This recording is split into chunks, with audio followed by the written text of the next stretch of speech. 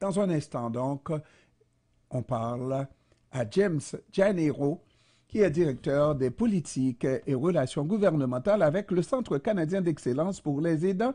Et en fait, je crois qu'il est déjà avec nous. Alors, on salue Monsieur Janero. Bon après-midi, James Janero.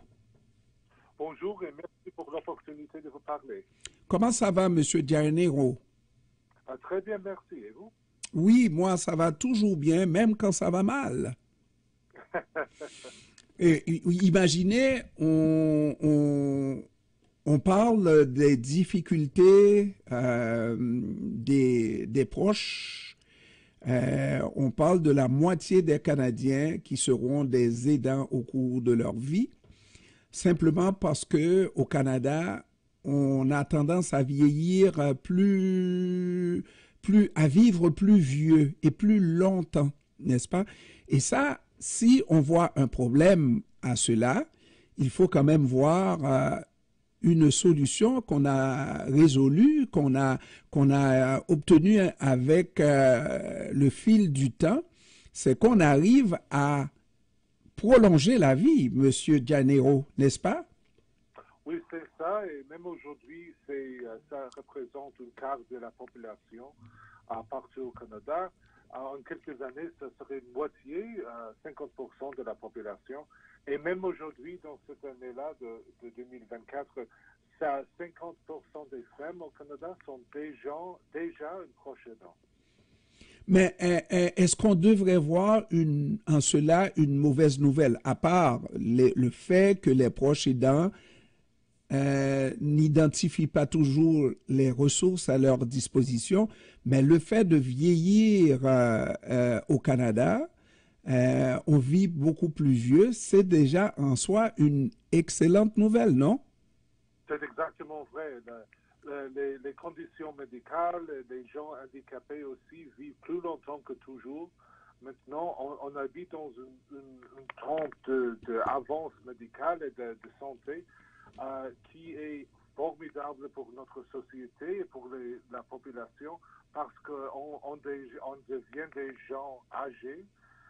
Mais ça vient avec des questions aussi. Il faut qu'on construise des systèmes et des programmes et des initiatives pour appuyer et supporter les gens qui deviennent plus aînés et aussi que supporter les gens handicapés qui vieillissent aussi.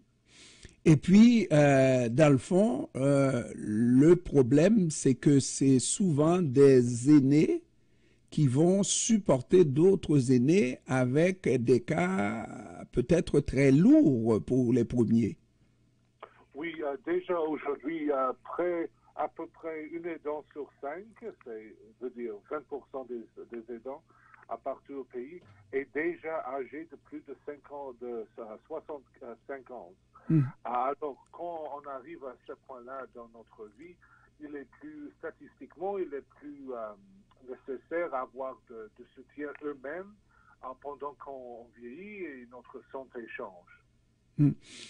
Alors, on a regardé tous les problèmes que cela pose, peut-être pas tous les problèmes parce que, bon, il faudrait aussi qu'on informe de plus en plus les aidants pour savoir où trouver des ressources, où se trouvent des ressources, parce qu'il y en a, les ressources, mais qui sont mal identifiées par les aidants, c'est ça?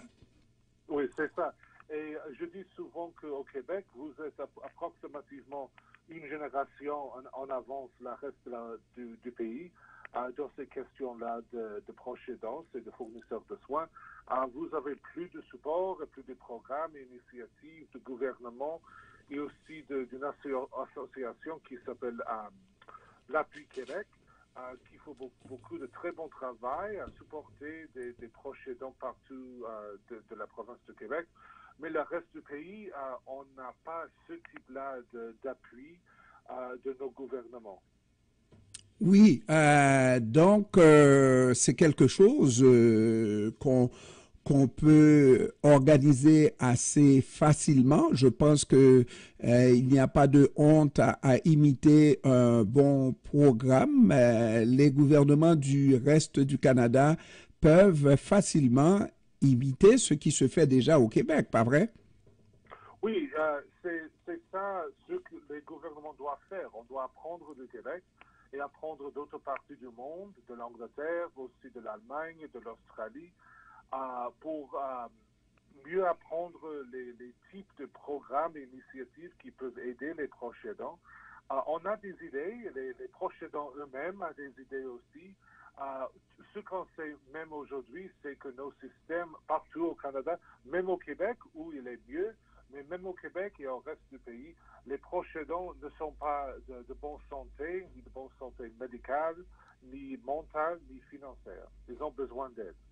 Bon, mais il y a un problème qui n'est pas adressé dans ce que j'ai lu dans l'article qui a été publié, qui relate l'étude de Statistique Canada en 2022, c'est que on ne reproduit pas toujours la génération qu'on est. Ça veut dire au Canada, et c'est la même chose au Québec, on fait 1,2 enfants par femme.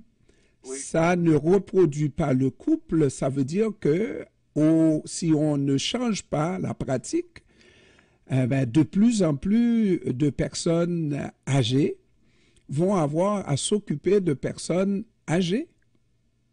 Oui, ça se passe déjà dans ce nombre des gens âgés qui prennent soin des autres. Mais la solution pour ça, c'est de différents types. Il faut que les travaux de prendre soin des autres, les fournisseurs de soins, il faut que ce travail-là paye mieux et serait des mieux emplois pour que les gens veulent faire ce type de travail-là. Et aussi, on a besoin d'immigration et on a besoin des programmes pour traîner et préparer les gens partout au pays pour faire ce type de travail. Alors, on sait qu'on a ce type de problème-là avec la population, la croissance de la population, mais il y a des solutions aussi.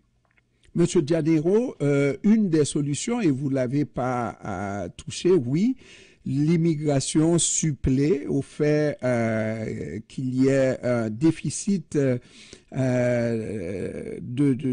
au niveau de la natalité, hein, mais est-ce qu'on ne peut pas avoir un programme pour inciter les couples à avoir plus que 1,2 enfants par famille, là? Ces questions-là sont un peu hors du mandat de notre centre. Alors, je n'ai pas de position sur cette question-là de croissance de population. Mais on sait qu'il y a des diverses solutions à ce problème d'agrandir notre population. Mm-hmm. Et une façon, entre autres, oui, c'est l'immigration. Le reste du Canada semble s'accommoder avec l'immigration. Au Québec, au moment où on se parle, on voit l'immigration avec une certaine méfiance. Monsieur Dianero, qu'est-ce que vous en pensez?